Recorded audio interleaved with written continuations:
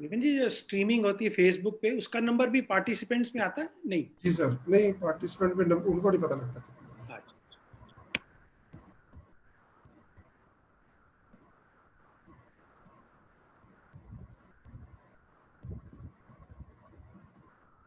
Sir, we are planning on YouTube also.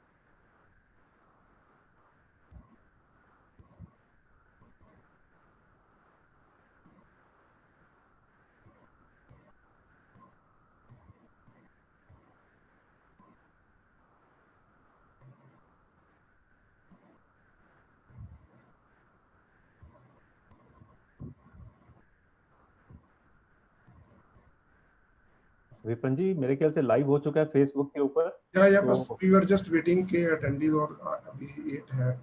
अच्छा, should we start it? We can start it, there is no problem. Yes, I think we can start it. Sure. Yeah.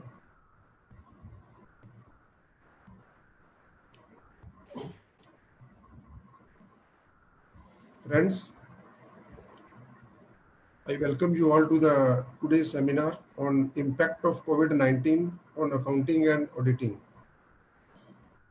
तो अभी तक तो हम जो अपने seminars करते थे अकाउंटिंग स्टैंडर्ड और ये सब चीज़ों का देखते थे कि बुक अकाउंटिंग पे क्या इम्पैक्ट आना है, ऑडिट हमें कैसे करना चाहिए। तो now this is a new situation, तो we are that's why we have decided to see the impact of covid on our accounting and audit work. So before we actually started, I would like to request we should do Vande Mataram by standing. Vande Mataram, Vande Mataram,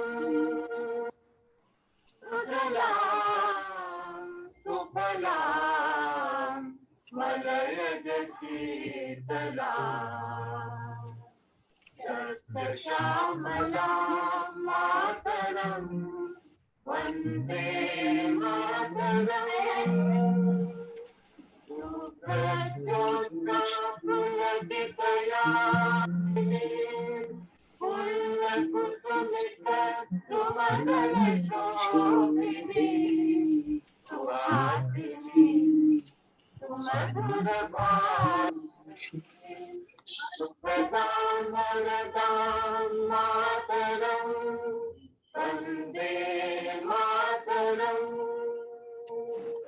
Vande Mataram.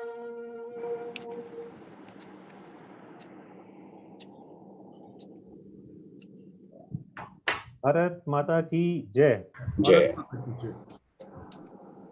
Now I would request Rohit Vaswani ji, President BVSS, to formally welcome all our participants. Good afternoon, friends. Now, as all the seminars almost are going on digital mode, we in BVSS are also doing our programs, meetings in digital mode. जब कोई परेशानी आती है तो हमें कुछ ना कुछ सिखा के जाती है, और मुझे लगता है कि जब ये रात के बाद नई सुबह आएगी तब तक हम सब लोग डिजिटल मोड पे प्रोग्राम्स करने के हैबिचुअल हो चुके होंगे और ये हमारी एक हैबिट का पार्ट बन चुका होगा। और इसका जो यूज़ आगे हम लोग करने वाले हैं वो एक हमारे प्रैक्टिस में भी एक नया चेंज लेकर आएगी, और ऐसी उम्मीद मुझे है। जैसा कि हम लोग टेक्निकल टॉपिक्स पे डिस्कशन और करते रहे हैं, और जो कोविड-19 का कंप्लाइंस से रिलेटेड रिलैक्सेशंस थे, जो कि एक ऑर्डिनेंस आया 31 मार्च 2020 को, और उसमें कंप्लाइंस रिलेटेड रिलैक्सेशंस के लिए गवर्नमेंट ने कुछ इनेबलिंग प्रोविजन दिए हैं। उससे पहले 23 मार्च को honourable supreme court of India ने एक सुओ मोटो रिट में एक ऑर्डर पास किया, और जो ऑर्डर जो इंडिया के जितने भी सिविल लॉज और क्रिमिनल लॉज हैं उन सारे लॉज के ऊपर एप्लीकेबल होता है। और उन्होंने लिमिटेशंस में जो 15 मार्च से और जो डेट नेक्स्ट ऑर्डर होनी है वहां तक की जो लिमिटेशंस में रिलैक्सेशन दी है, उन सबके बीच में एक बहुत इंपॉर्टेंट पॉइंट ये अराइज होता है कि हम chartered accountant as a auditor, as a accountant, हम इस कोविड-19 को किस तरह देखते हैं, क्या हमारी बैलेंस शीट्स के ऊपर इसका इम्पैक्ट आने वाला है। 31 मार्च की क्लोजिंग लॉकडाउन में ही हुई है, और 31 मार्च की क्लोजिंग जो एक लास्ट के 1 वीक या 2 वीक रहते हैं वो बहुत इंपॉर्टेंट होते हैं किसी भी ऑर्गेनाइजेशन के लिए, और वो इस बार हमने लॉकडाउन में देखी हैं। तो जब भी बैलेंस शीट क्लोज होंगी, क्योंकि अभी जो बैलेंस शीट पब्लिश करने की जो टाइम लिमिट है वो भी एक्सटेंड हुई है, बाकी कंप्लाइंसेस भी एक्सटेंड हुए हैं, और जो जीएसटी की रिटर्न्स हैं, ऐसा आज की डेट तक तो लगता है कि ये 30 जून तक सारे काम हमारे पूरे होंगे। तो उस सब के बीच में आज हमारे पास अपॉर्चुनिटी है कि सीए संजीव सिंघल जी, जो कि हमारे institute of chartered accountants of India के इलेक्टेड सेंट्रल काउंसिल मेंबर हैं, वो हमारे बीच में हैं। मैं बीवीएसएस के बिहाफ से, पूरी एग्जीक्यूटिव बोर्ड की बिहाफ पे उनका स्वागत करता हूं आज की इस मीटिंग में। वो हमेशा हमारे साथ जुड़े रहते हैं, हमारे बीवीएसएस के मेंबर भी हैं, उनका सपोर्ट हमें हमेशा अपने टेक्निकली भी और अदरवाइज भी हमें मिलता रहता है। और इस पॉइंट, ये जो आज का विषय है, इसको आप संजीव जी डेलिब्रेट करेंगे, और साथ ही हमारे एडवाइजरी बोर्ड के सीनियर मेंबर अनिल शर्मा जी भी हमारे साथ में हैं। अनिल जी, आपका बहुत बहुत स्वागत है इस वेबिनार में, और आप इसमें अपने कमेंट्स जरूर जोड़ेंगे, उसको कंक्लूड करने में हमारी हेल्प करेंगे कि इस जो सिनेरियो है इसको एक चार्टर्ड अकाउंटेंट कैसे इसको हैंडल करे, चाहे वो लिस्टेड कंपनियां हो, चाहे एमएसएमई हो, या जो और अपने बिजनेस हाउसेज हैं, तो उसमें इसका क्या इम्पैक्ट आ रहा है। और ये जो हमारा एक ग्रुप है, financial reporting and quality review and accounting standard group, इसकी convener senior trainer and peer reviewer CA Shashi Gupta ji, ये भी हमारे बीच में हैं। और Shashi ji as a group convener अपने यहाँ पे कमेंट्स देंगे, हमारे बीच में हैं। तो मैं आप सबका बहुत बहुत हार्दिक स्वागत करता हूँ, जो वेबिनार में पार्टिसिपेंट हैं उन सबका स्वागत है।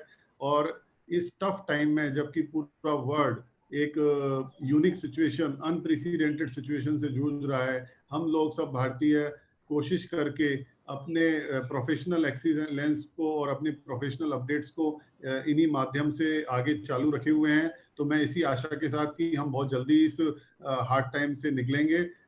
Over to Vipin ji, thank you very much. Thank you Rohit जी।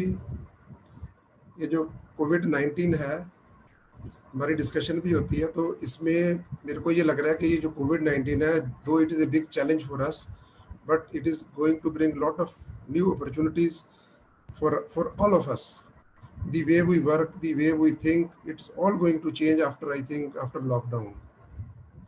तो इसी ये सब चीज़ें हमारे को एक नई दिशा देंगी, जिससे कि हम अपने काम करने के तरीके को आगे सोचेंगे कि हमें कैसे करना है, कैसे कॉस्ट कटिंग करनी है, किस तरह से हमारे अपने प्रोफेशन को कैरी करना है, किस तरह से हमारे को मीटिंग्स, जिस तरह से हम आजकल ऑनलाइन मीटिंग्स करते, पहले फिजिकल मीटिंग्स करते थे, तो आई थिंक ये भी एक बहुत सी चेंज लेके आएगा हमारे को, कि हमें अपने जो प्रोफेशनल व्यूज़ हैं, प्रोफेशनल अपॉर्चुनिटीज़ को किस तरह से हमारे को कम से कम टाइम में और कैसे इसको यूज़ करना है। Request Sanjeev Singhal ji to please share his views on impact of COVID-19 on accounting and auditing. Thank you. Thank you very much.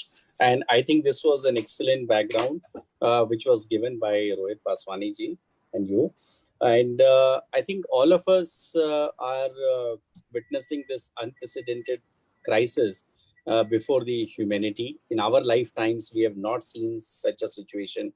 And, you know, no one of us would like that this thing to happen again. But as we said that there is a blessing in disguise, as Rohit ji also said that COVID-19 is teaching us a lot of things, that, you know, how to use the digital platform, then how to work from home. And once we come out of this situation, which we will, I mean, it's just a matter of time, whether it is 1 month or 2 months or 3 months, that will not matter so much.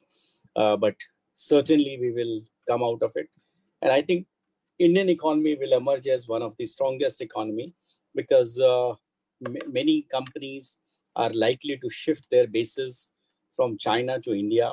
Even the Indian companies will explore more ways of reducing cost while manufacturing in India. And as far as professionals are concerned, professionals are adapting themselves. I have spoken to a large number of small and mid-sized practicing firms, and I have received two extreme views. There are people who are saying that they are not able to work at all from home, and there are people who are saying that their practice has not been impacted at all, and you know, their work is going on in the normal manner. And this experience is of even with the firms which are having only 2 partners. And you know, what they've done is that they've taken access to the digital platforms, they've taken cloud space, given access to their team members. And I asked about the cost also. So it was really a pleasant surprise to hear that 100 GB of cloud space with access to 10 people costed them only 3,000 rupees per month. And there are platforms which are even cheaper than that. I believe that Google platform G Suite is costing about only 650 rupees a month. And you know, there are people who are also saying that now we have thought of that if we had say 40 employees and we have built infrastructure for 20 employees, because 20 will always be on field. Now instead of 20, we will build infrastructure only for 15 people, because now we know how to work from home. And you know, turn by turn, we will ask our employees to work from home, and it will motivate them, it will act as an incentive. And at the same time, you know, it may also bring in efficiencies, because the travel time will be reduced, the employees will be happier, and ways and means will be devised to keep a check on how much work has been done. The security controls can also be established. You can define a unit of work. Unit of work could be the number of voucher entries, the number of data entries, the number of tax returns prepared, number of GST return prepared, etc. So all this is possible. So you know, basically COVID-19, as all of us are saying, is teaching us a number of things. And now, what is the impact on the financial statement? What is its accounting implication? What is its auditing implication? This is what we will discuss now, and I'll share my presentation with all of you now. Just give me a minute.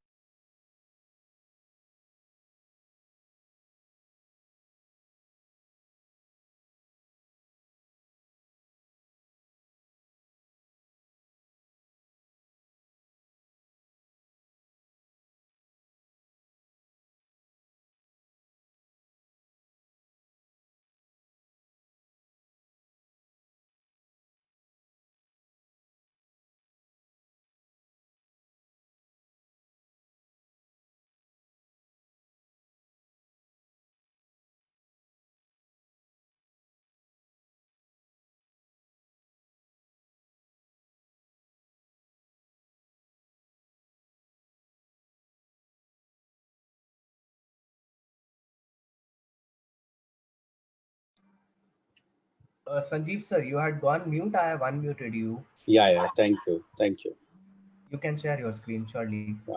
Yeah. So now this is a detailed PPT that I have prepared, and I will be discussing the relevant screens with you. So you know, as far as the various reliefs from the regulators are concerned, Rohit ji has already talked about it. I may add one, that the revised CARO has been deferred by 1 year. There were 29 new clauses, sub-clauses, which have been deferred by 1 year. So that's a welcome step, because at this point of time, it would have been difficult for the corporates as well as the auditors to really, comply with these additional clauses. There are various emerging areas of concern which are going to impact the companies. Of course, they are impacting all of us, but even the industry will be impacted. Even the financial statement and the way we audit will also be impacted. The items that we audit will also be impacted. One is the health and safety. At this point of time, as our Honorable Prime Minister also mentioned, the most important concern is health and safety. जान है तो जहान है. हालांकि अभी बात ये भी हो रही है जान भी जहान भी, लेकिन उसके लिए भी हमारे माननीय प्रधानमंत्री जी ने कहा अभी एक हफ्ता और वेट करते हैं. अभी जान है तो जहान है पे फोकस करते हैं. And we are really privileged to be living in a country which has such a progressive thought. आज अमेरिका जैसे कंट्री ने जो चीज नहीं सोची, आज हम लोग उस पर काम कर रहे हैं. तो हेल्थ एंड सेफ्टी सबसे इम्पोर्टेंट है और इसके कारण काफी इम्पैक्ट आएगा फाइनेंशियल स्टेटमेंट पे. अब जब ये लॉकडाउन खुलेगा, जब भी ये लॉकडाउन खुलता है, 3 मई को खुलता है, नहीं खुलता है, आने वाला वक्त बताएगा, तो उस टाइम वर्कफोर्स को वापस इकट्ठा करना एक चैलेंज रहेगा. कितना टाइम रहेगा और उससे कंपनीज के ऑपरेशंस पे इम्पैक्ट आएगा, कितना आएगा, ये देखने वाली बात है. डिमांड की, if we are talking about demand in many of the sectors will be hugely impacted. We can talk about airports, we can talk about hospitality, entertainment, ports and airports, oil and gas, travel and tourism, these and automobiles. These industries will be literally, they'll face huge demand shortage. I actually even cannot imagine that once the lockdown is over, people will rush to buy cars. That is not going to happen. When the income levels will go down, or when people come out of such a bad incidence of their life, then obviously, the luxury will not be on their first agenda. Travel tourism तो मुझे लगता है कि अगले 3 या 6 महीने या 1 साल उसकी डिमांड बहुत बहुत एडवर्सली इम्पैक्ट होने वाली है. सो ये डिमांड का क्या इम्पैक्ट है एक ऑडिटर के पर्सपेक्टिव से, और फाइनेंशियल स्टेटमेंट में जो हम कैश फ्लो प्रोजेक्शन जो लेके चलेंगे इम्पेयरमेंट के असेसमेंट के लिए, गोइंग कंसर्न के असेसमेंट के लिए, उस पर उसका बड़ा मैसिव इम्पैक्ट आएगा. सिमिलरली अगर हम सप्लाई चेन की बात करें, तो जो कंपनियां those who are following the just in time inventory model, they will find themselves to be at a loss, that they will not have the necessary raw material to produce.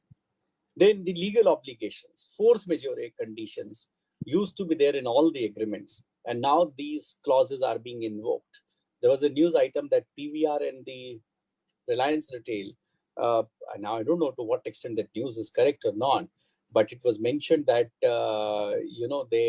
they are talking to the lessors saying that we will not pay the lease rental for the lockdown period. Now, what's going to be the impact on the financial statement? That needs to be seen. Then on the working capital, cash has become king. Cash has always been king, and now it's become all the more important.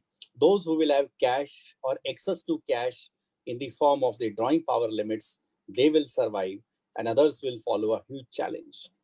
Another issue is cyber security. So while working from home, is the way to go. At the same time, it also poses challenges for the cyber security, because when you work from home, the various firewalls and the various controls gets diluted. And then at the same time, all of us have a social responsibility. So how companies will be discharging that? So that would come under non-financial reporting matters. So as I said, these are the severely impacted areas, and both the management as well as the auditors of these industries will have to be very, very careful while preparing the financial statements and while doing the audit of the financial statements. Of course, I'm not saying that the other industry will not be impacted. They will be impacted. And for some industries, this will be positive also. See, for example, for pharma, for hospitals, for health and hygiene, this is going to be a positive in terms of the higher demand, in terms of the higher price realizations. But for most of the industries, it is going to be negative. And the way it is being predicted that, the recession is going to be very severe. Now, the India's GDP growth rate is now, the revised figures are that we are now expecting a 2% growth rate instead of 5 or 6. But to my mind, as long as it is positive, it does not matter, because countries are talking about negative growth rate. So if in India, if we can at least be in the positive terrain, that will be very, very important. Now, I'll be talking about some of the AS or Ind AS, which will see an implication of this COVID-19 situation. And then I'll be also talking about the impact on the auditing procedures. Inventory measurement, then the impairment, provisions, going concern assessment, property, plant and equipment, presentation of financial statements, borrowing cost, financial instruments, leases, revenue, modification or termination of contracts, income taxes, consolidated financial statements are some of the areas which will see a major impact as far as the financial statements are concerned. Let us start with inventory. Now, we know that inventories are valued at lower of cost and net realizable value. Now, cost is not a problem. Problem is the net realizable value. The industries which are facing a demand crunch or which are not seeing any transactions these days, how do they arrive at the net realizable value? And if the net realizable value is not available, then as an auditor, how will you ascertain or assure yourself that the inventory value which are appearing in the financial statements can actually be recovered, where the margin between the cost price and the selling price was significant?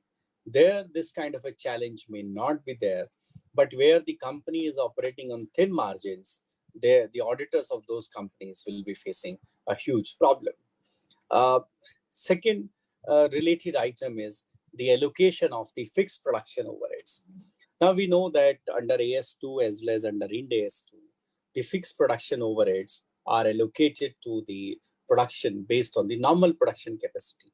Now consider a case where the number of units expected to be produced or the normal production capacity is, say, 10 crore units, and the fixed overheads are 100 crore rupees.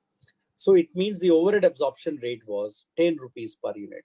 Now, because of lockdown and because of the decline in demand, suppose the actual production is only 6 crore units. Now, there are two ways to deal with it. One is that you divide the 100 crore rupees of overheads by 6 crore and arrive at a new absorption rate of 16 rupees. And second, you say 6 crore into 10, 60 crore is what I can absorb, and 40 crore will be transferred to P&L.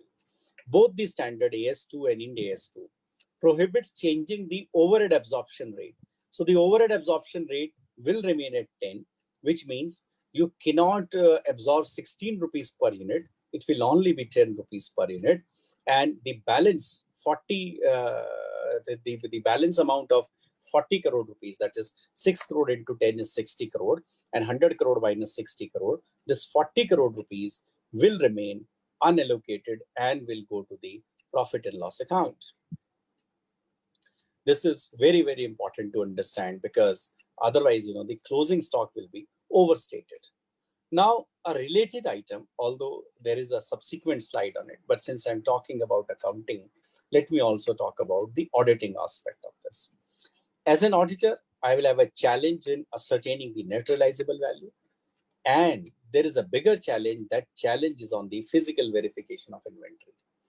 See, if a company has already done the verification of inventory on, say, 15th of March or 20th of March, and the auditor has observed that inventory verification, there will not be much of a problem, because that can be rolled forward. Means you can start with the inventory on 20th March, which you have observed, and then you can add the purchases and reduce the sales from it. So in this manner, you will be able to arrive at the value on 31st March. But if a company has not done the verification of stock and the auditor has not observed it, and chances are that will happen in most of the cases, because the lockdown was there. There was a Janata curfew on 22nd March, and then from 24th March we are in lockdown situation. So the stock verification has not been done, and assuming the lockdown is lifted on 4th of May, then suppose the verification is done on 6th of May. then an auditor will have to apply the roll backward processes. Now, the roll backward processes means that that basically all the purchases will be subtracted and sales will be added for the period between 1st of April to 3rd of May. Problem will arise if a company was operating during this period. Suppose it was a pharma company and the auditor has not been able to observe the stock verification. Then what is going to happen? In that case, if the management agrees for a re-verification of the stock, then it is fine. But otherwise, the auditor will have to look at the ways and means of obtaining sufficient appropriate audit evidence. And if he is not able to, in that case, and if the amount is material, auditor will have to consider whether he should give an emphasis of matter or a qualification, or how he should deal with this kind of a problem. And there could be another situation where the management has not done the stock verification and is now saying that after the lockdown is lifted, it is not in their priority and they will not be able to do the stock verification. So in that case also, the company will have to, or rather the auditor of the company will have to see the implication as to what will happen. And I can tell you, companies will continue to deal with the issue in which they deem fit. But as auditors, we are going to be under massive challenge. And that challenge, in fact, yesterday in the global webinar, which ICI has organized, in which there were more than 80,000 participants, and there were regulators across more than 10 countries who were present, including the IFAC. They were unequivocal in saying that the auditor needs to be even more careful, and the responsibility of the auditors have rather increased rather than being reduced. So auditor, will not be able to say that, let me skip the going concern, let me skip the impairment assessment because of this kind of a situation. Rather, regulators are warning that at this point of time, the number of frauds may increase and the auditor need to be extra vigilant in these tough times. A related area with inventory, because we are talking of verification, is balance confirmations. Normally, as an auditor, we do the balance confirmation for the debtors, the creditors, and the bank balances. And particularly the bank balances and the debtors are very, very important. Now, it may not be able to obtain those confirmations by post. So can I look at the alternative way? That alternate way be, can, as an auditor, we send the the balance confirmation by email in some secure manner? Maybe these are PDF files, password protected. Yes, that can be done, but we need to ensure that these are going from our mail ID, our official mail ID, not personal mail ID. And similarly, the banks are confirming with their domain ID. Say, for example, if it's in State Bank of India, then it should come from the domain of SBI, not from any other domain. But the problem will be there where some of the debtors and creditors and maybe some of the banks, although for banks it should not happen, that they do not have a separate domain ID. Now, if that is not there, in that case, it will be important that we also perform the alternate audit procedure. Now, the alternate audit procedures could be that we check the subsequent clearances, whether payments have been received after that. If payments have been received, then our audit risk goes down. But if the payment have not been received, then the audit risk becomes higher because we have not been able to obtain a balance confirmation. At the same time, payment has not been received. So obviously, when my risk goes up, I need to see as an auditor, what are the alternate audit procedures I can apply? And if I cannot apply alternate audit procedures, then as an auditor, we'll need to consider that, whether a qualification is warranted under these circumstances. So far we have discussed these two items, inventories and balance confirmations. If any question has been received so far, I can take up those questions. Otherwise, I can proceed to the next topic. You can proceed to the next topic. Okay, thank you. Now, the third important item is the assessment of impairment. Now, how impairment is computed? I'll tell you in simple terms. Impairment is the excess of carrying amount over the recoverable amount. Let us say carrying amount is denoted as A and recoverable amount is denoted as B. And let us say carrying amount of fixed assets is 100. And now we have to compute the recoverable amount, which is B. Recoverable amount is computed as higher of C and D. Now, what is C? C is value in use and D is the net selling price. Now, let us say the net selling price. Let us say the carrying value A is 100 and net selling price is 60 and value in use is 110. Since the recoverable amount is the higher of value in use and the net selling price, we say that the recoverable amount is 110 and there is no impairment. But if the value in use is 80, then the recoverable amount will be 80 and there is an impairment of 20, which the company will need to recognize. And now there are more indicators of impairment. Why there are more indicators of impairment? In normal circumstances, impairment many times is not tested because when the going is good, then, everybody feels that fine, there is no problem. Although the standard requires you to test it every year. But now it will be all the more important because there are certain factors which are present. I show you those factors. There's a contraction in economic activity due to COVID-19.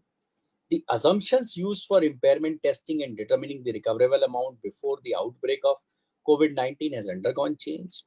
The discount rate has undergone a change. Because of the change in the interest rates, the discount rates have changed. Then the forecast or budgets for future cash flows would have undergone change. The market assumptions used to determine the fair value for recoverable amounts will need reconsiderations. You may not be able to realize the same selling price which you were able to do earlier.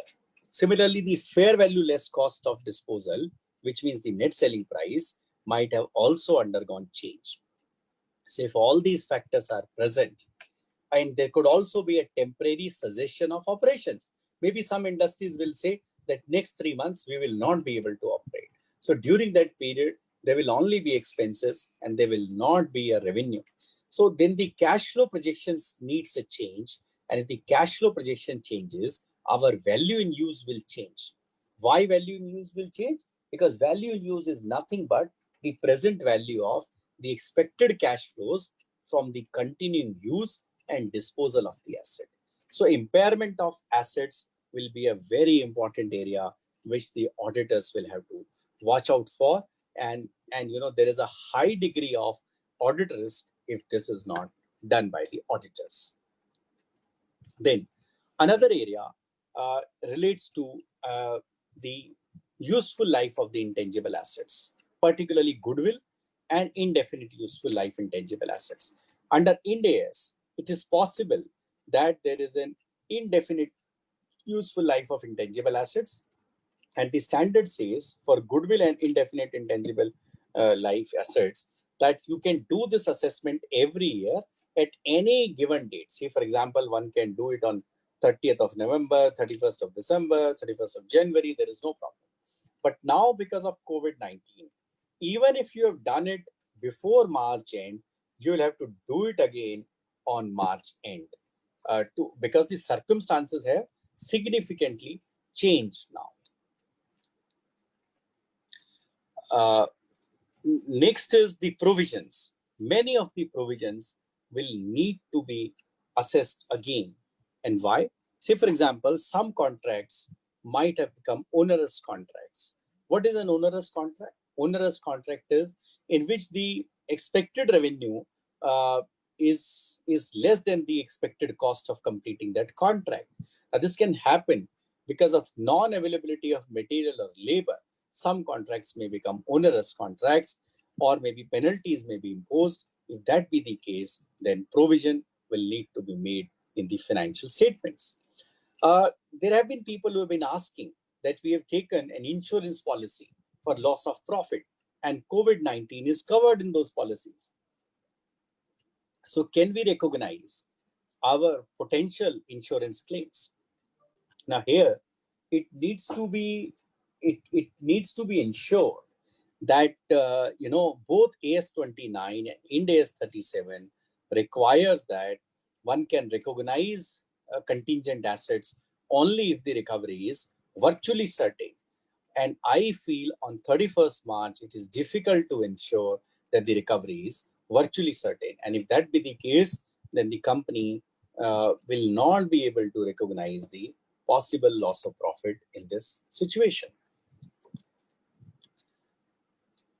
Then going concern, I will put this as the most important audit area.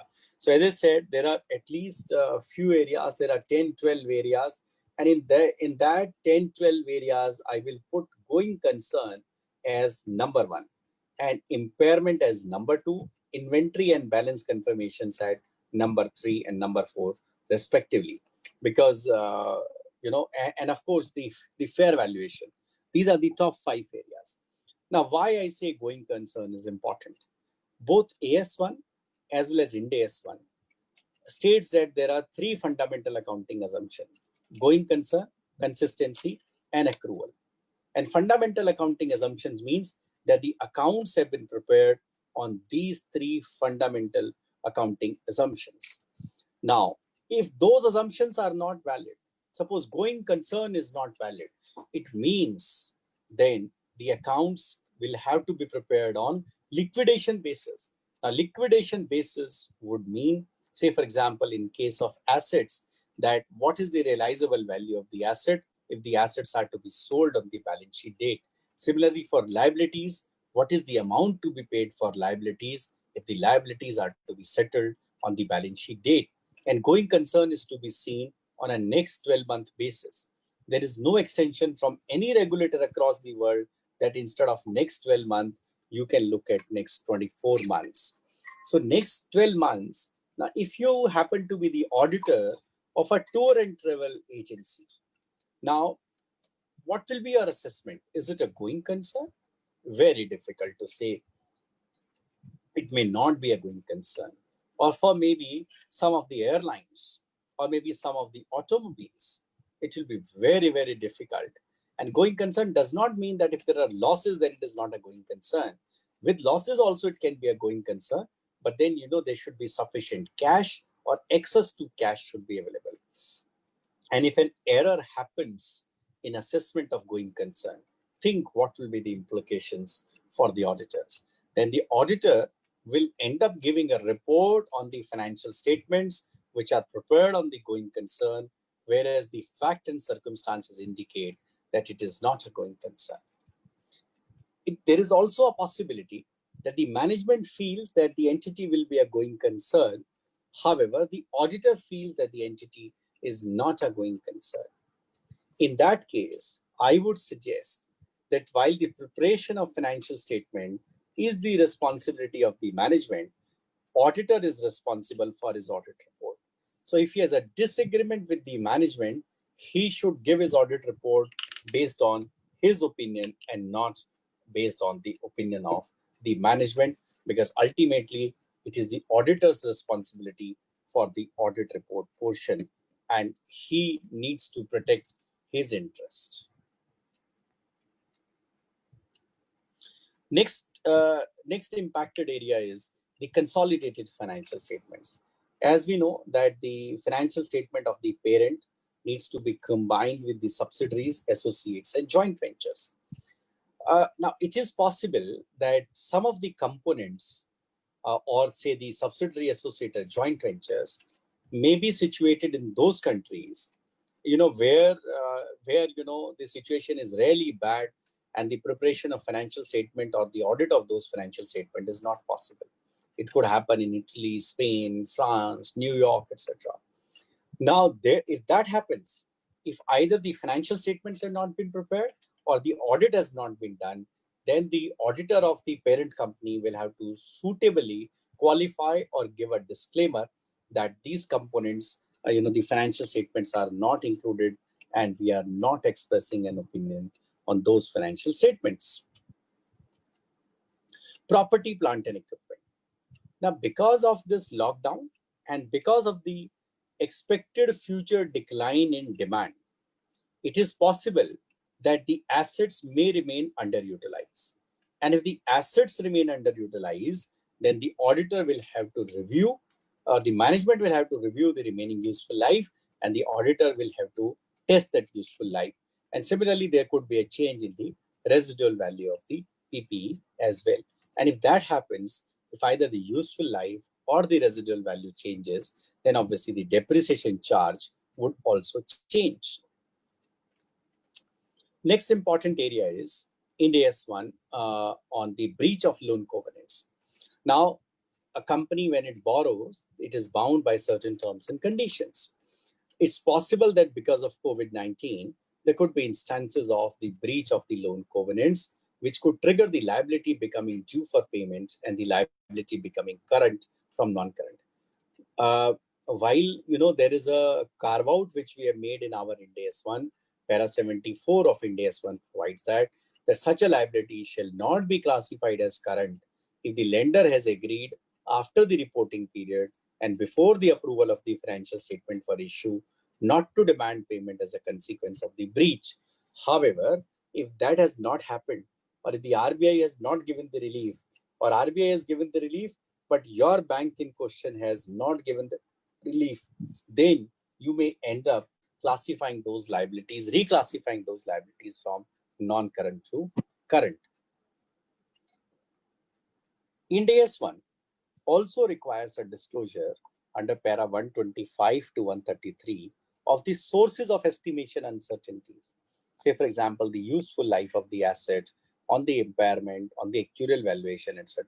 And now these uncertainties will be all the more important, and one should be careful as to what kind of disclosures are being given under this clause. Borrowing cost. Now, there would be certain capital work in progress on the date of lockdown. And now, during the lockdown, if the active development of an asset is not taking place, then it will be hard to capitalize the interest for this lockdown period. Another important area is regarding the events after the reporting date. Now, as far as the economy is where calendar year is the reporting year, they may find that COVID-19 is a non-adjusting event because this has happened after 31st of December. The first case which came in China was on 31st of December. So at that time, the gravity was not known. But India, which follows our financial year, will find that the COVID-19 situation is an adjusting event and will require the recognition and measurement changes in the various assets and the liabilities. On the expected credit losses under Ind AS and the provision for doubtful debts under AS, one has to be very careful because the risk of default or the probability of default would have significantly increased due to the reduced economic activity. If you have a receivable from an industry which is heavily into stress, then one will have to increase the risk rating and accordingly the provision for the losses in those situations. Fair value measurement. In many cases, if the active market is not there on 31st of March, then from level 1, one may have to move to level 2 and level 3. People have been asking a question if a company has invested in stock markets and stock markets were functioning on 31st March and the shares of those companies were also being traded on 31st March, though the share price has gone down significantly. So, should we take that value as a fair value? In all likelihood, you will have to take that value as a fair value and whatever is the diminution that will need to be considered. If it's a current investment, then different criteria will apply. But if it's a long-term investment, then if it is considered as a diminution other than temporary, then a provision will have to be made. But if it is not a diminution other than temporary, then and if it is a temporary diminution, if it is considered, then a provision will not be required. And similarly, if it is Ind AS, if it is fair value through profit and loss, then obviously, the provision will need to be made. Leases, as I gave you an example in the beginning, if the lessee says that, it will invoke the force majeure and will not pay the lease rental for the lockdown period, then we'll have to see if we are following AS 19, then applying the straight line method, there would be a lease charge. But now this concession or a waiver from the lessor could be classified as a variable lease payment, a negative lease payment. And then, this amount, this provision may be reversed. And under Ind AS 116 also, this could be classified as a variable lease payment. But if the force majeure kind of a clause is not there in the agreement, in that case, this could be treated as modification of the lease agreements and will have to be dealt with accordingly. Then on revenue. Now, the trucks which were in transit during the lockdown or on the day of lockdown, they may have been stopped there and then. One will have to see. If the terms were ex-factory, revenue can be recognized, but with a suitable enhanced provision for the sales return, the customer may not accept it. But if the terms were delivery basis, then there is no way that this revenue can be recognized, and the stock which is lying in trucks on road will have to be added to the inventory. And it is possible that some provision for obsolescence may also need to be made. It would also need to be seen if the goods were perishable and they were not allowed to move, they would have their value would have become zero. Or if they were semi-perishable with short-term expiry, the value would have declined.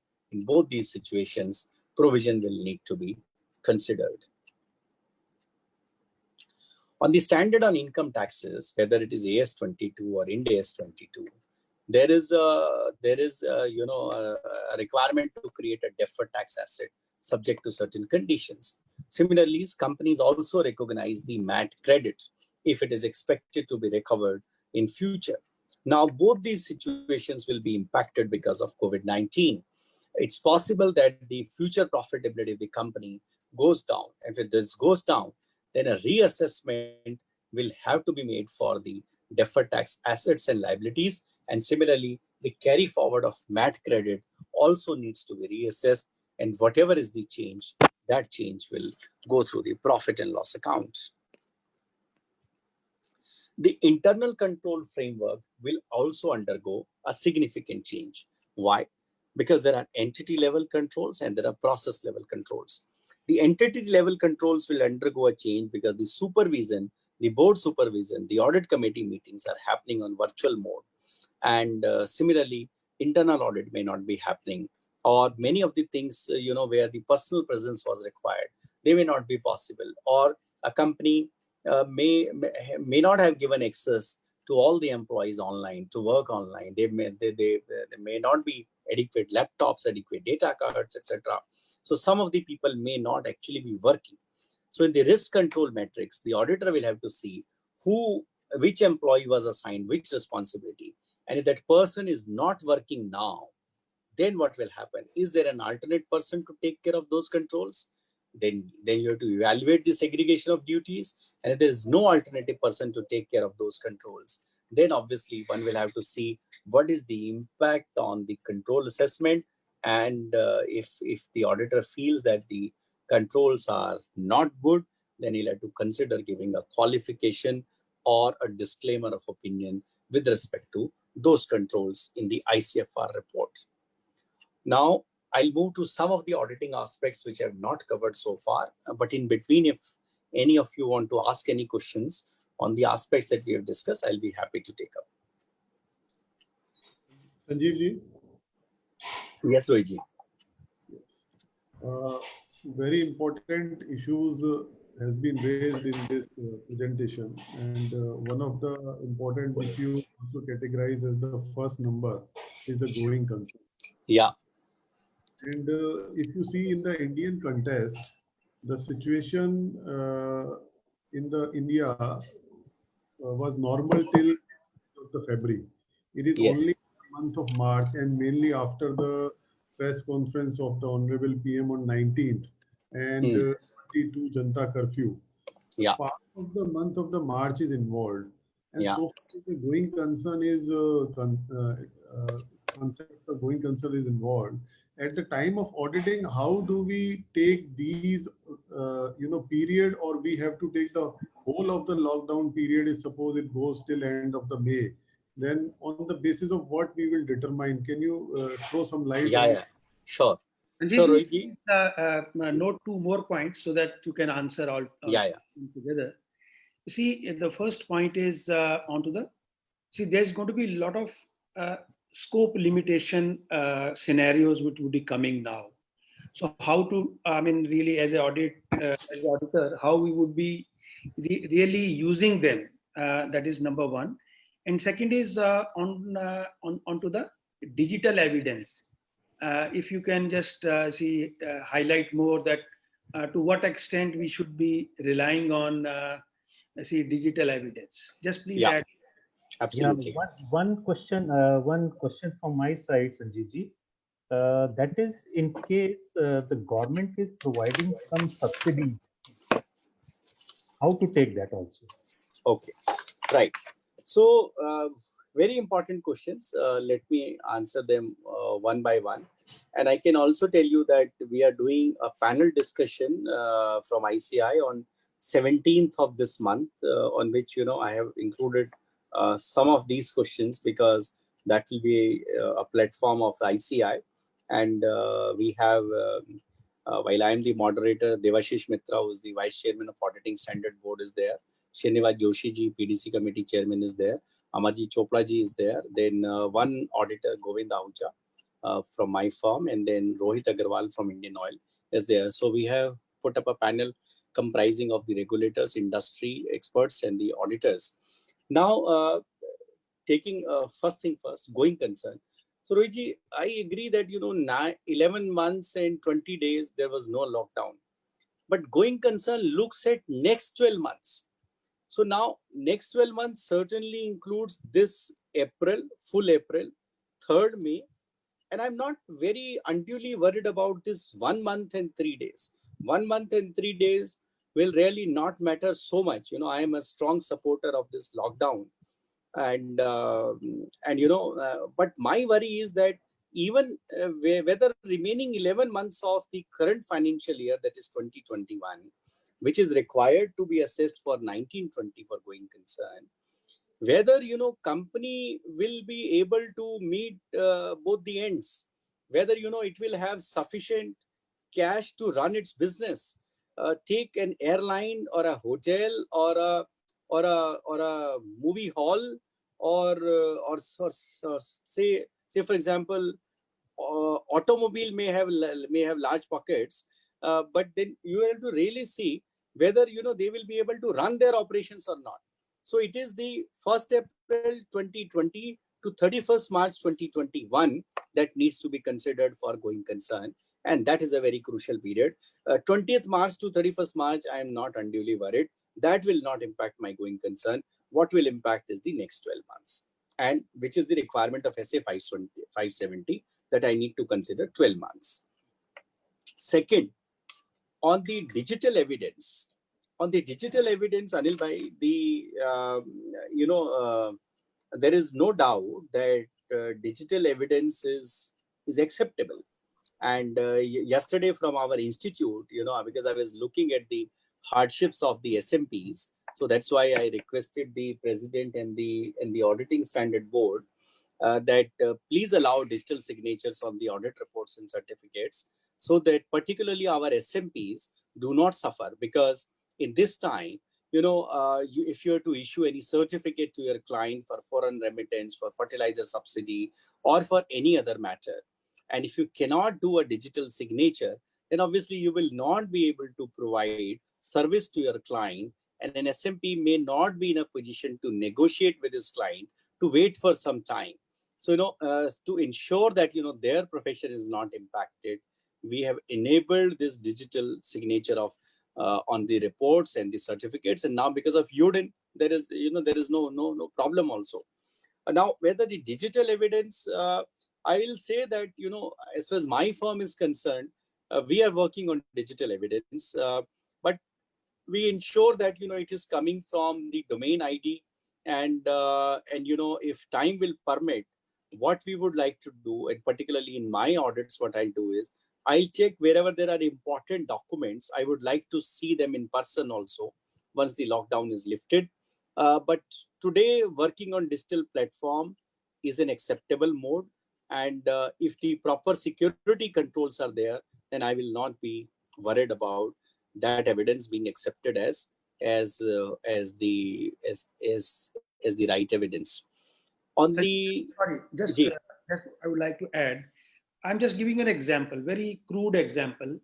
You see, a few days back, 3 days back, two of my clients said, we are sending you our entire data on Tele.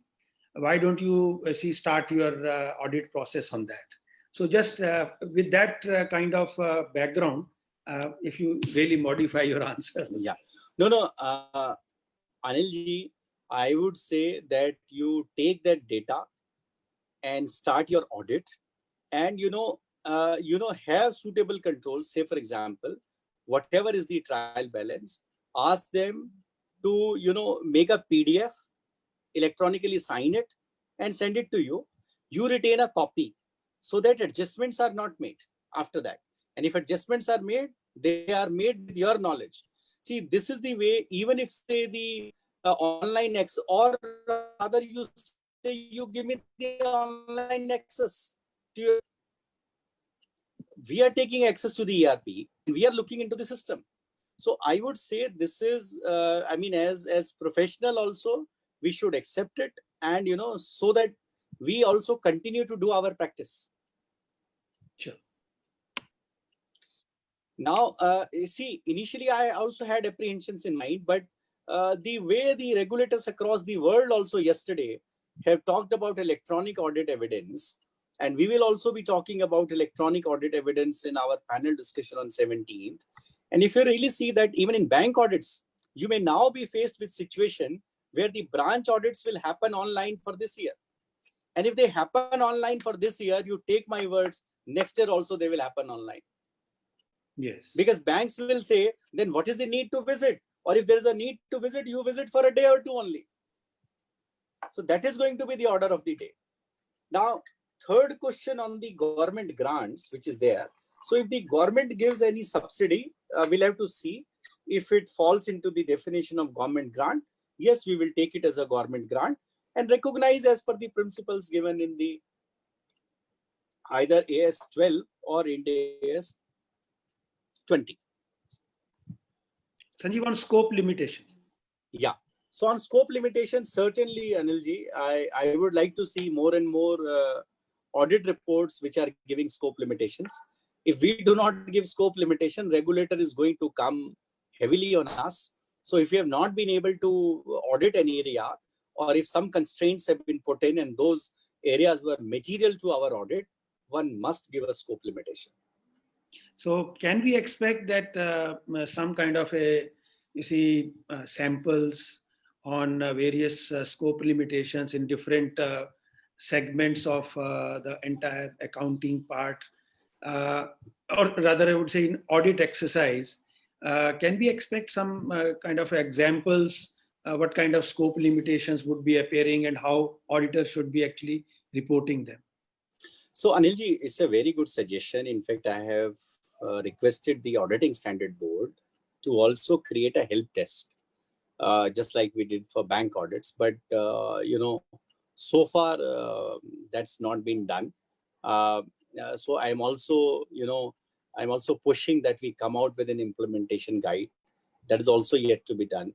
But by the time, see, if you are not the auditor of listed entities, I can tell you by the time you will be issuing reports of unlisted entity, you will have enough examples. But the problem is for listed entities. I don't think, Anilji, I have to be realistic. I don't think that will be issuing these kind of illustrative examples in time. I don't think this happening in April. I don't think this happening within the first few weeks of May. But then, you have friends like us. So you can rely on us, and we can certainly provide you the sector-wise impact and also, these examples of these scope limitations, etc. Yeah, especially I am worried about the third-party confirmations. I don't know what type of are we going to get direct confirmations from third parties. Anilji, let me tell you that as an auditor, even last year, we used to obtain many confirmations electronically. You can always create a PDF and a password and send it from your mail ID. In fact, if you now really see this DCMM of ICI, Digital Competency Maturity Model, those audit firms which have adopted it, they will find that their life is easier, because I always say that our CA firms should also take a domain ID. If it is going from your domain ID rather than from Gmail, etc., and if it is going to the third party, and the third party also responds from their domain ID, if they have. If they do not have, probably you can't do anything at this point of time. But if they send it and you confirm it on phone also, I mean, if it is not coming from domain ID, you confirm it on phone and also check the subsequent clearances. More likely than not, you will get a reasonable assurance. But if still you are not sure, then you can talk to the management of either making some provisions or say that, you please wait for the signing of the reports. Let some of these confirmations come. And for bank balance confirmation, I as an auditor, I will not accept even one single case of non-confirmation. Even if, because we know the history, we know because of one bank confirmation, how people have suffered. So for bank confirmations, I will say that it has to be 100% from their domain ID, followed with a phone call. And when the lockdown is lifted, whichever balances are material, also get a physical copy of the confirmation. Scope limitation would also have impact on SA 705 when we go into qualification, or let's say adverse, or maybe even disclaim the opinion. So that weighing what type of scope limitation should lead, though examples are there in the standard, but I think practically that is going to be a challenge for. Absolutely, Anilji. So I would then use my principles of materiality here. And materiality, the principles are given in the standard, though the thresholds are not given. But I can tell you from our practical experience and what we do, say normally 1% of revenue will be the materiality threshold. Or if it's profitability is the criteria, then maybe anything between 5 to 10% of profit before tax will be my planning materiality. Now in COVID-19 situation, I may use a lower threshold. So if my possible is 5 to 10%, I may take it as 5% of profit before tax. And let us take an example. This is a company with a revenue of 100 crores and a profit of 10 crores, profit before tax. 5% comes to 50 lakhs. This becomes my planning materiality. Then I come to my tolerable error. Tolerable error is normally 50 to 75% of planning materiality. Let us say again, I take a lower side, 50%. Now this 50 lakh, 50% comes to 25 lakhs. And then I have a SAD, summary of audit differences. SAD is 5% of my planning materiality. तो 50 लाख का मैंने 5% अगर निकाला तो वो मेरा 2.5 लाख रुपए आया. तो 2.5 लाख से नीचे तो मेरे को कोई वरी नहीं है. 2.5 लाख से 25 लाख मेरी वैसे ही टॉलरेबल एरर है. 25 लाख से ऊपर मेरी टॉलरेबल एरर नहीं है. अगर उससे ऊपर अगर अमाउंट क्रॉस कर जाता है तो बड़ा सिंपल है, मुझे वो क्वालिफाई करना पड़ेगा. Yeah, Sanjeev ji, I would like to request you to throw some light on importance of professional skepticism. Yeah. Under the circumstances. Sure. In fact मैं इस क्वेश्चन का आंसर देके कुछ और स्लाइड्स भी हैं मेरी जो मैं उनको डिस्कस करना चाहूंगा, बट ये क्वेश्चन आपने बहुत अच्छा पूछा है. प्रोफेशनल स्केप्टिज्म, अब हकीकत तो ये है कि जब हम ऑडिट कर रहे होते हैं तो हमारा दिल तो जानता है कि हमने ड्यू डिलिजेंस एक्सरसाइज की है, लेकिन कल को रेगुलेटर को कौन समझाएगा कि हम विजिलेंट थे कि नहीं. तो रेगुलेटर्स को हमारे वर्किंग पेपर ही समझाएंगे. और मैं तो इस केस में ये कहूंगा, देखिए अभी कल ही यूके से न्यूज आई है कि ऑडिटर का और डायरेक्टर्स का आपस में झगड़ा हो गया, और ऐसी सिचुएशन में आपको बताऊं और ज्यादा आने वाली हैं। मतलब ये तो झगड़ा ही हुआ है, मतलब और क्या क्या होगा, क्योंकि ऑब्वियसली कौन ये चाहेगा कि मतलब कौन कंपनी ये चाहेगी कि उसके कंपनी के ऑडिट रिपोर्ट में क्वालिफिकेशंस हो, लेकिन अगर ऑडिटर को सफिशिएंट अगर एश्योरेंस नहीं मिला तो उसके पास कोई चॉइस नहीं है। बिकॉज हमने ये discussion ministry of corporate affairs से भी किया और जगह भी डिस्कशन किया, तो रेगुलेटर किसी भी मूड में नहीं है कोई भी एग्जम्पशन देने के, और अगर रेगुलेटर एग्जम्पशन देने को तैयार नहीं है तो ऑडिटर के पास कोई चॉइस नहीं है। कल ग्लोबल वेबिनार में भी सिर्फ सुरेश प्रभु जी ने बोला कि अब फाइनेंशियल स्टेटमेंट को भी डिफरेंटली देखना चाहिए, लेकिन किसी रेगुलेटर ने ये नहीं बोला कि हाँ ऐसा होना चाहिए। तो ऑडिटर का प्रोफेशनल स्केप्टिसिज्म जो है, मैं कहूंगा उसका जो दिल जो गवारा करे ना, उसको अपने दिल की भी सुननी है, उसको अपने एक्सपीरियंस को भी यूज करना है। यार कहीं मैं ऐसा रिस्क तो नहीं ले रहा कि कल को मेरा सीओपी ही उससे कहीं कैंसिल ना हो जाए, और वो उसको अपने अल्टरनेटिव जो है वे करने पड़ेंगे। और अगर उसको लगता है कि उसका रिस्क कवर नहीं हुआ तो मुझे नहीं लगता उसके पास कोई ऑप्शन है, उसको क्वालिफिकेशन देनी ही पड़ेगी। कुछ लोग इससे नाराज भी होंगे, लेकिन मेरा ख्याल है कि कोई ऑप्शन है नहीं। Thank you. Thank you. Okay, now let us discuss some एक मेंबर्स की क्वेश्चन है, कुछ प्रमोद कुमार नूरला जी को क्वेश्चन पूछना चाह रहे हैं। जी जी बोलिए प्रमोद जी। बोलिए प्रमोद जी। प्रमोद जी कहीं इनको म्यूट तो नहीं किया हुआ? देखता हूँ करके, ठीक। प्रमोद जी तो चलो लेट्स कंटिन्यू देन। जी जी QA और QA वो में गलती से दब गया था। ओके ओके अच्छा, ठीक है जी। सो अब अगर मैं इनफैक्ट मेटीरियलिटी की तो बात हो गई, अनिल जी ने जो क्वेश्चन पूछा उसमें मेटीरियलिटी अपने आप ही आ गई, तो कुछ टॉपिक ही हैं जो डिस्कस करने हैं अपने को। एक तो जो ऑडिट प्लानिंग है ना, ऑडिट प्लानिंग बड़ी इंपॉर्टेंट हो जाती है कि हमने जो भी प्लान किया हो, कई चीजें उसमें से अब चेंज हो गई होंगी। हमने जो रिस्क हमारी असेसमेंट थी, या जो भी हमने ये सोचा हो कि भाई कौन सा टीम मेंबर इस पे काम करेगा, कौन से एरियाज हमारे लिए ज्यादा इंपॉर्टेंट हैं, तो वो सब जो है अब चेंज हो गया होगा, तो अपने को उस चीज के लिए दोबारा से एक बार प्लानिंग करनी पड़ेगी। उसके अलावा आईटी सिस्टम्स पे काफी एम्फेसिस अब हमें देना पड़ेगा, और ये हमने रिस्क ऑफ मटेरियल मिसस्टेटमेंट और मेटेरियलिटी की तो बात कर ली। और रेगुलेटर जो एक चीज और कह रहे हैं कि फ्रॉड रिस्क इस टाइम और ज्यादा बढ़ जाता है, बिकॉज कुछ कंपनियां क्लीन अप करने में भी लग सकती हैं। अगर ऐसा कोई क्लीनिंग अप का आपको कुछ दिखता है तो obviously as an auditor you need to be more watchful. और इसके अलावा एस्टिमेट्स, आपको एस्टिमेट्स को बड़े ध्यान से असेस करना पड़ेगा।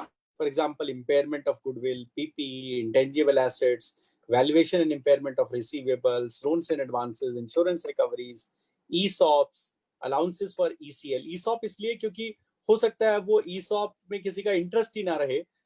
जो भी आपका असेसमेंट था, अगर मार्केट प्राइस ही शेयर का 40% डाउन हो गया और ईसॉप आपने मार्केट से 20% डिस्काउंट पे दिए हुए थे, तो उस ईसॉप की कोई एक्सरसाइज करने वाला नहीं है। देन एक्चुअल वैल्यूएशन में तो डबल मार लगी है कंपनीज को, क्योंकि एक तो डिस्काउंट रेट कम हो गया। डिस्काउंट रेट कम होने से क्या हुआ कि एक्चुअल वैल्यू बढ़ जाएगी, लायबिलिटी बढ़ जाएगी। और दूसरा, अगर आपने कहीं इन्वेस्टमेंट किया, प्लान एसेट्स अगर लिए हैं, तो प्लान एसेट्स जो हैं, प्लान एसेट्स पे आपको जो रिटर्न है वो थोड़ी आएगी। और अगर प्लान एसेट्स की रिटर्न अगर थोड़ी आ रही है,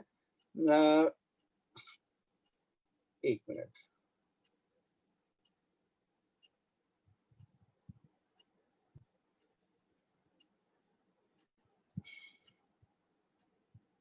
अगर प्लान एसेट्स की रिटर्न थोड़ी आ रही है तो ऑब्वियसली जो लायबिलिटी है वो इंक्रीज हो रही है। अब इसमें थर्ड चीज आती है, वो ये है कि जो मेरा सैलरी वगैरह की मैं अजम्पशन लेके चलता था, एट्रीशन की जो अजम्पशन लेके चलता था, वो चेंज हो जाएगी। इस टाइम जॉब कौन छोड़ना चाहेगा साहब? अगर 10% का एट्रीशन लेके चले तो मुझे तो लगता है 1% एट्रीशन में नहीं होने वाला है। जिसको जॉब मिली है वो जॉब छोड़ने वाला नहीं है। लेकिन सैलरी इंक्रीज जो है वो डेफिनेटली आप रिड्यूस्ड अजम्पशंस ले सकते हैं। वो तो ये सारी अजम्पशंस जो है ये आपको रीअसेस करनी पड़ेगी। संजीव जी, और नॉर्मली ऐसी सिचुएशन में, कोविड-19 की सिचुएशन में जो एमआरएल लेना है उसमें क्या, what can be the major points which we expect from management to explain to us as an auditor?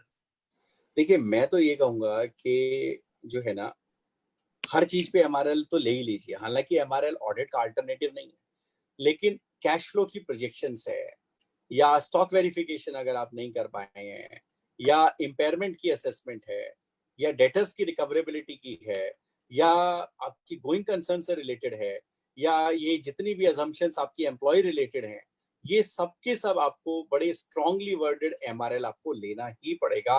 और उसके बिना, जब तक साइंड एमआरएल ना मिल जाए, किसी भी हालत में इसको साइन मत करना ऑडिट रिपोर्ट को। हमारा तो एमआरएल वैसे ही बड़ा लंबा चौड़ा होता है, वो और लंबा चौड़ा हो जाएगा।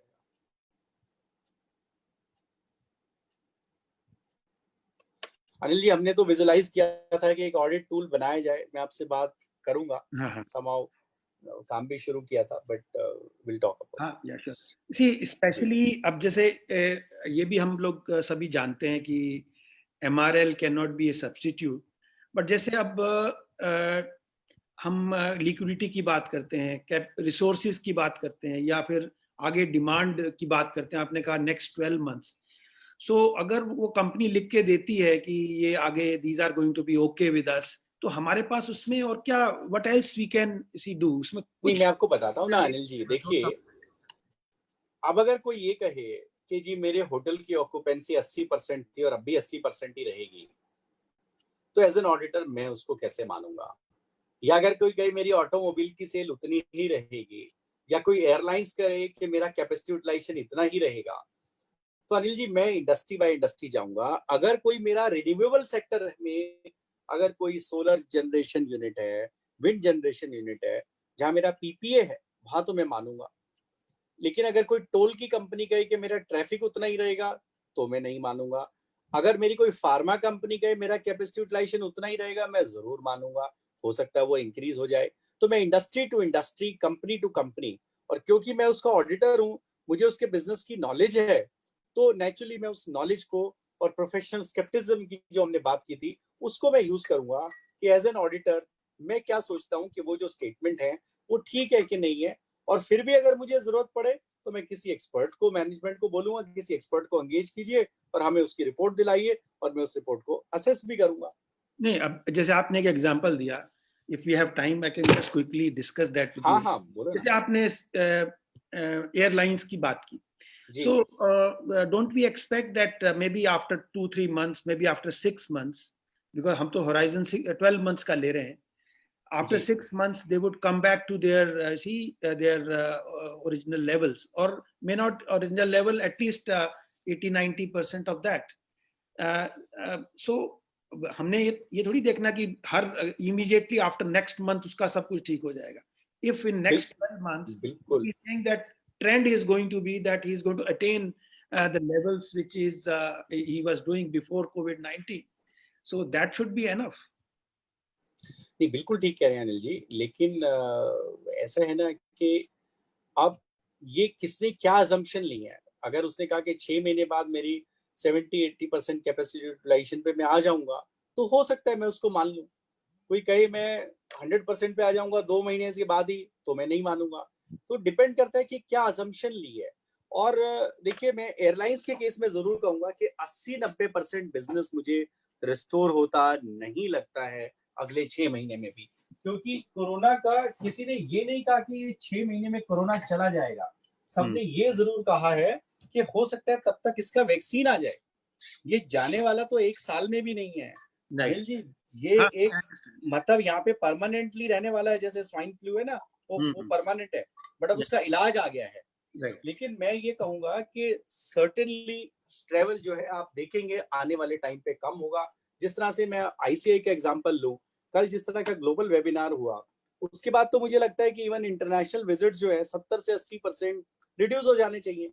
नहीं, पर अब एक और एग्जांपल लेते हैं, जैसे कैपिटल की बात हुई, हम अगर वो हमें एमआरएल में लिख देता है कि directors will bring in sufficient funds to cope up with the financial requirement, तो इससे ज्यादा मैं क्या उससे क्या एक्सपेक्ट? हाँ, तो ऐसा है, अगर ऐसा लिखते हैं तो आज डायरेक्टर्स की नेटवर्क का कोई प्रूफ मांग लीजिए।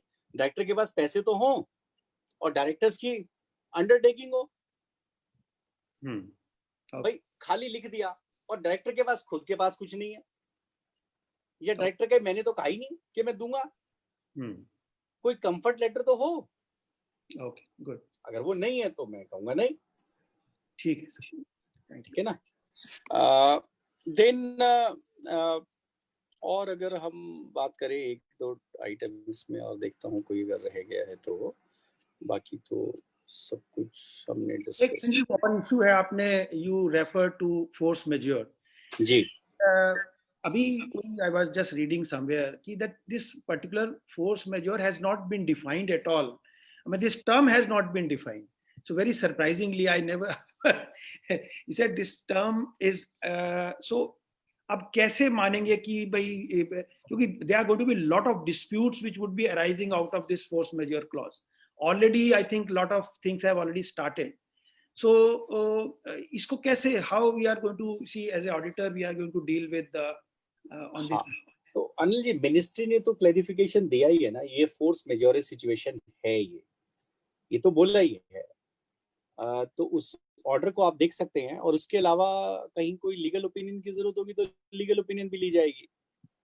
नहीं, अब उसमें आता है कि ये तो इन्होंने बोल दिया, पर then where contracts specific clause और नॉट स्पेसिफिक क्लॉज, अगर कहीं नहीं है तो क्या होगा, और जहां है वहां अगर उन्होंने कुछ लिखा हुआ है कि these are the force majeure, तो वो इसको क्या, कैन वी इंक्लूड दिस?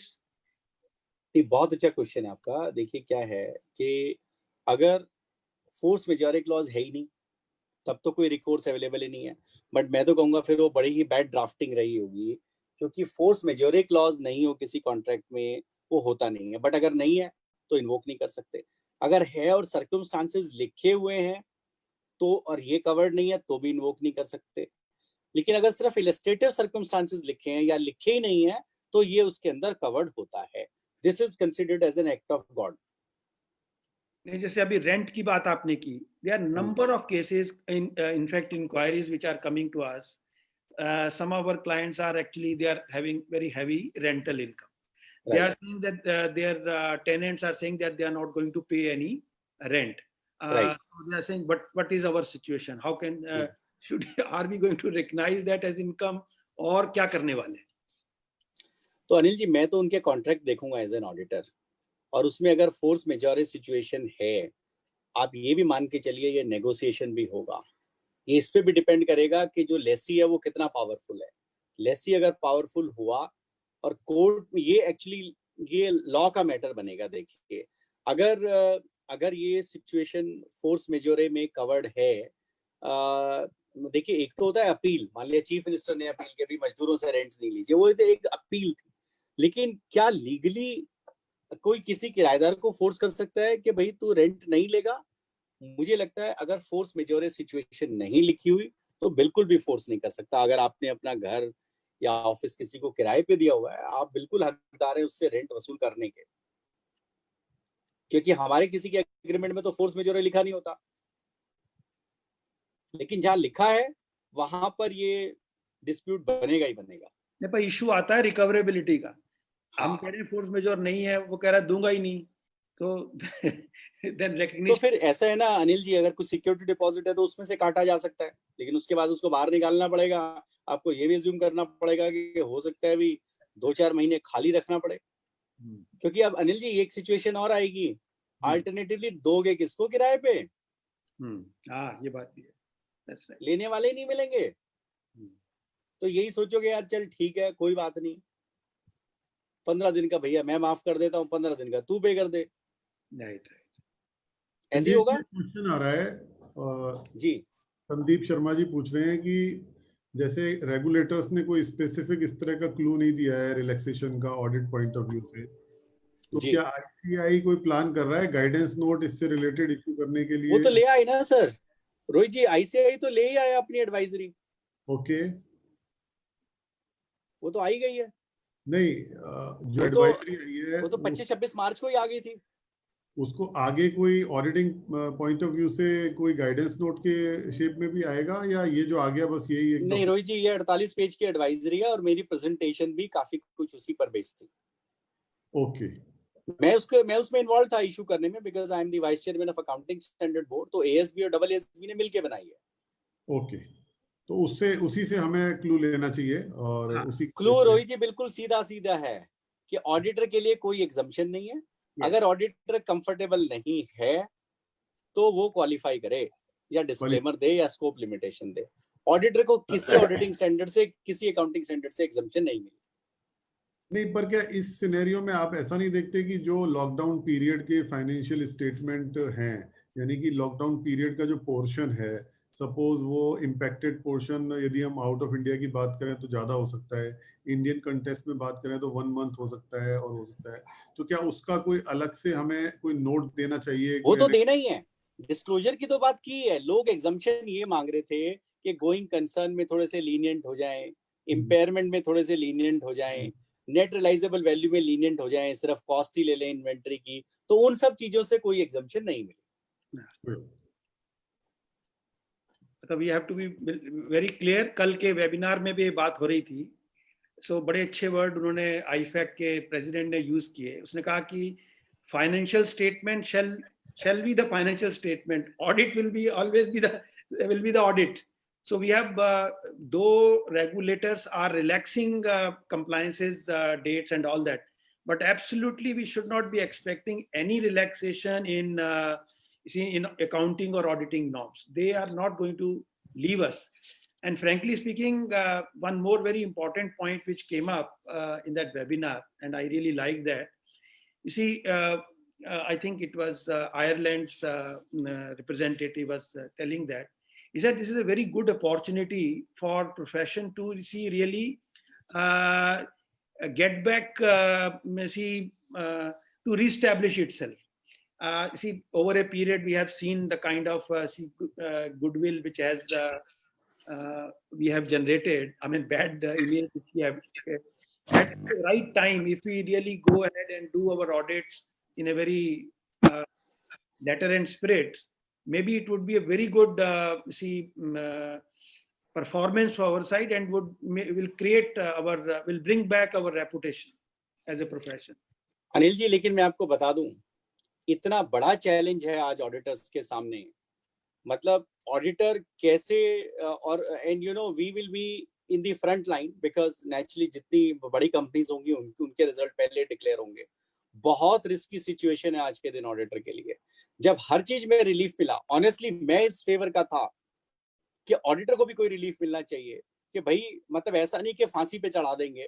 आज उसको बहुत सारी अनसर्टेनिटी से डील करना है, और आप एक रिपोर्ट में 50 क्वालिफिकेशन देके तो देखिए। मैं तो कहूंगा कुछ दिन तो गुजारिए इस प्रोफेशन में, फिर पता चलेगा। ठीक है सर, ठीक। बहुत टफ सिचुएशन है। तो सो बेसिकली जो मैसेज है ऑडिटर के लिए कि भाई you have to be a tough auditor. और बाकी ठीक है, आपके पास ऑडिट रिपोर्ट में कहने के लिए है वो 4 पेज, उसमें आप जितना कह सकते हैं कहिए। हाँ, और उसके अलावा आई थिंक हम लोगों को MRL के अलावा जितने ज्यादा डिस्क्लोजर्स हम फाइनेंशियल स्टेटमेंट में क्वालिटेटिव या क्वांटिटेटिव एस्पेक्ट को कवर करते हुए उसमें डलवा सकें, और फिर उसको अपनी रिपोर्ट में ऊपर में भी EO में या क्वालिफिकेशन जहां भी हम चाहें उसको रेफर करें, तो that would also be a good idea. बिल्कुल, वो करना ही पड़ेगा अनिल जी। संजीव जी, अब जो क्वेश्चन आंसर है उनको लेके और फिर इसको, हाँ बिल्कुल, हाँ, क्योंकि 5 बजे से मेरा एक और है प्रोग्राम। आजकल तो रोज एक दो रहता है। ये बड़ा अच्छा प्लेटफॉर्म सबको मिल गया है जी। आजकल ज्यादा बिजी है। हाँ, एक्चुअली इंस्टीट्यूट का काम, ऑफिस का काम, ऑडिट्स भी चल रहे हैं, और वेबिनार बहुत मैसिवली इंक्रीज हुए। तो एक दो क्वेश्चंस, एक तो बोलिए।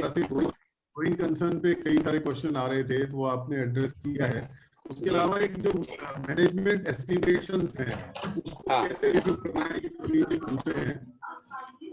और देखिए, इसके साथ एक क्वेश्चन हाँ और मेरे को दिख रहा है स्क्रीन पे, तो ये स्क्रीन पे और हाँ इसमें क्वेश्चन है, तीनों अकाउंट मैं आंसर दे देता हूँ। तो देखिए, मैनेजमेंट एस्टिमेट्स को रिव्यू करना जो है ना, ये तो प्रोफेशनल जो स्केप्टिसिज्म 2-3 छोड़ दिए थे ना बड़े, प्रोफेशनल स्केप्टिज्म लगाना पड़ेगा, और अपना कहीं ना कहीं जो है ना एक ऑडिटर वाला माइंडसेट ही देख के चलना पड़ेगा। अपील करता है कि अपने आप को कि नहीं अपील करता है, आप रिप्रेजेंटेशन ले सकते हैं, लेकिन फिर भी एक ऑडिटर का जो एंगल है वो से फॉर एग्जांपल एक्चुअल वैल्यूएशन है। अब सबको समझ में आता है कि भाई कोई कहे मेरा एट्रिशन रेट तो 20% था, 20% रहेगा, कोई तो मैं एज एन ऑडिटर उसको नहीं मानूंगा। कहाँ से एट्रिशन 20% रह जाएगा? लोगों को जॉब बचानी मुश्किल हो रही है, कौन जॉब छोड़ के जाना चाहेगा? या अगर कोई कहे कि मेरी fair value of plan asset मेरे को 10% की रिटर्न आ रही थी, अभी भी 10% की रिटर्न आएगी, तो मैं उसको नहीं मानूंगा कि 10% की रिटर्न आएगी। तो इस तरह से अपनी जो एक प्रोफेशनल स्किल्स और ड्यू डिलीजेंस है वो हमें लगानी पड़ेगी। और एक जो क्वेश्चन है, how to estimate impact of mainly on sales and realization lockdown period on the retail shop doing business from mall in metro cities in compare to having business in outside mall. तो obviously देखिए, malls तो अभी कुछ और time खुलने नहीं वाले हैं, और उसके बाद भी मॉल्स में क्योंकि सेंट्रलाइज एयर कंडीशनिंग होती है, और मैं पढ़ रहा था, इनफैक्ट मैं ये देख रहा था कि घर में एसी यूज कर सकते हैं कि नहीं यूज कर सकते हैं। तो जो नेट पे आ रहा था कि घर का एसी तो यूज कर सकते हैं, लेकिन सेंट्रलाइज एसी यूज नहीं किया जा सकता, क्योंकि उससे वायरस के फैलने के ज्यादा चांसेस रहते हैं। अब ये एस्पेक्ट कभी मॉल्स ने सोचा ही नहीं होगा कि अब सेंट्रलाइज एसी के बिना उनका काम नहीं चलने वाला है, तो उस सिचुएशन में क्या करेंगे? तो मुझे लगता है मॉल्स में तो ये दिक्कत आने वाली है कि ये सब कुछ सिचुएशन नॉर्मल आने के बाद भी, क्योंकि जैसे मैंने कहा, कोरोना ऐसा नहीं है कि 3 महीने में 6 महीने में चला जाएगा, तब शायद हम इससे डील करने के मेथड्स कुछ ढूंढ लेंगे, बस यही होने वाला है। तो उसमें मुझे लगता है कि उनको तो सेल्स रियलाइजेशन में काफी इम्पैक्ट आएगा।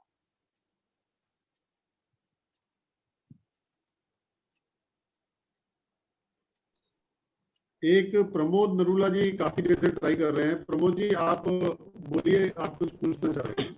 बोलिए प्रमोद हाँ जी। भाई साहब, ऐसा है कि हम लोग जो डिस्कस कर रहे थे, कल भी वेबिनार थी एक और उसमें डिस्कस कर रहे थे, और वहां पर सारा ज्यादातर इंडियस से रिलेटेड डिस्कस हो रहा था कि जो बड़ी लिस्टेड कंपनीज हैं जहां इंडियस एप्लीकेबल है, तो उस पे नेचुरली क्योंकि एफएमबी पर वैल्यूएशंस होते हैं तो उन पे इम्पैक्ट आएगा, क्योंकि 31 मार्च था।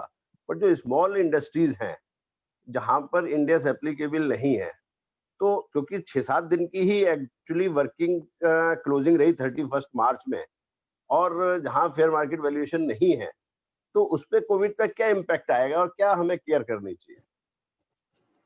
देखिए, हमने जितना कुछ डिस्कस किया, हमने काफी कुछ इसमें, अगर मैं एक्सपेक्टेड क्रेडिट लॉस की बात करूं या और चीजें, वो इंडियस पे ही लगती हैं। तो आप थोड़ा सा और स्पेसिफिक क्वेश्चन पूछे, मतलब जो भी पूछना चाहते हैं पूछिए। ये तो अपना नहीं, मैं यही पूछ रहा हूँ कि क्योंकि स्मॉल इंडस्ट्रीज पे जो स्मॉल छोटी कंपनियां हैं, तो उसमें वर्किंग पे 6-7 दिन का फर्क आया बस। नहीं क्योंकि प्रमोद जी SS 570 जो ऑडिटिंग का स्टैंडर्ड है वो तो हम सबको अप्लाई करता है ना, तो हाँ वहां पर तो आपको गोइंग कंसर्न देखनी ही देखनी है। वहां गोइंग कंसर्न तो देखनी है, गोइंग कंसर्न तो देखनी है, वो एक अलग पॉइंट वही है। आज जो बात हुई, सबसे बड़ी बात तो गोइंग कंसर्न का इशू है। गोइंग कंसर्न है प्रमोद जी, इम्पेयरमेंट है, स्टॉक्स की नेट रियलाइजेबल वैल्यू है, डेटर्स की रिकवरेबिलिटी है, बैलेंस कंफर्मेशन। तो एएस में भी वैसे ही है। ठीक। अनिल जी, आप कुछ ऐड करना चाहेंगे? नहीं, आई थिंक मुझे मे बी कंक्लूड करने के लिए सिर्फ इतना ही कहना चाहूंगा कि संजीव जी ने अकाउंटिंग और ऑडिटिंग दोनों साइड से, क्योंकि बहुत से हमारे प्रोफेशनल्स जो ऑडिटिंग साइड, सॉरी अकाउंटिंग में ज्यादा इन्वॉल्व हैं, those who are CFO and involve in the companies, they are for preparation and presentation, उनके लिए भी क्या हार्डशिप है उसको भी अच्छी तरह से एक्सप्लेन किया। और of course as a chartered accountant who are company auditors, तो उनको किस तरह से इश्यूज हैं, क्या क्या इश्यूज उनके सामने आने वाले हैं, वो मैं समझता हूँ बहुत ही अच्छी तरह से उन्होंने बहुत ही और बहुत स्पेसिफिकली जो important accounting standards as well as ASes हैं उनको ध्यान में रखते हुए उन्होंने अपनी डेलिब्रेशन की है. I think it was a wholesome deliberation from. Thank you Anil ji, thank you.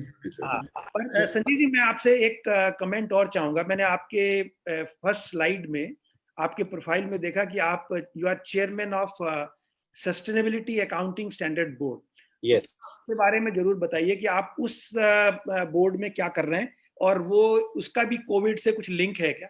जी जी, देखिए मैं बताऊं, ये बोर्ड इंडिया बनाने वाला वर्ल्ड का दूसरा कंट्री है सिर्फ यूएस के बाद, और यूएन ने 17 सस्टेनेबिलिटी डेवलपमेंट गोल्स बनाए हैं जो 2030 तक अचीव करने हैं. पर ज्यादातर गोल इस एक महीने में अचीव हो गए हैं, क्योंकि ये गोल थे कैसे पोल्यूशन को कंट्रोल करें, लाइफ बिलो लैंड जो है, सी लाइफ है, मरीन लाइफ को ठीक करें, लाइफ अबव लैंड है उसको कैसे ठीक करें, responsible consumption, responsible production, corruption free institutions, काफी सारे गोल्स एक्चुअली जो टारगेट थे कई सालों के, वो अचीव हो गए. आज देखिए पोल्यूशन लेवल कम हो गया, करप्शन लेवल कम हो गया, सोसाइटी में जितने क्राइम्स होते थे वो कम हो गए, हवा साफ हो गई, रोड खाली है, पोल्यूशन नहीं है. तो काफी सारे गोल्स तो अचीव हो गए उसके सस्टेनेबिलिटी के. और अगर जो जो गंगा यमुना हम दशकों से साफ करना चाह रहे थे वो साफ नहीं हो रही थी और 15 दिन में अपने आप साफ हो गई. तो ये इसमें हम इन्हीं सब चीजों पे रिपोर्टिंग मैट्रिसेस बनाने वाले थे. तो मेरा ख्याल है कि भगवान ने अपने आप ही वो काम कर दिया, लेकिन जरूरी है कि हम इससे कुछ सीख लें. और जो नेचर है ना, ह्यूमन नेचर, अनिल जी, रोहित जी, शशि जी, मुझे विपिन जी, मुझे लगता नहीं है कि हम सीखने वाले हैं. देखिएगा 2-3 महीने बाद जब भी ये सिचुएशन ईज आउट होगी ना, हम सब एकदम से ऐसे भागेंगे कि जैसे बस सब कुछ वो करना है कवर, और फिर से हम उन्हीं मोड्स पर आ जाएंगे जिसपे पहले थे. और ये लेसन आई थिंक नेचर पिछले 2 साल से वार्निंग तो दे ही रही थी. जिस तरह की एक्सट्रीम वेदर कंडीशंस थी, ये किसी ने नहीं सोचा था.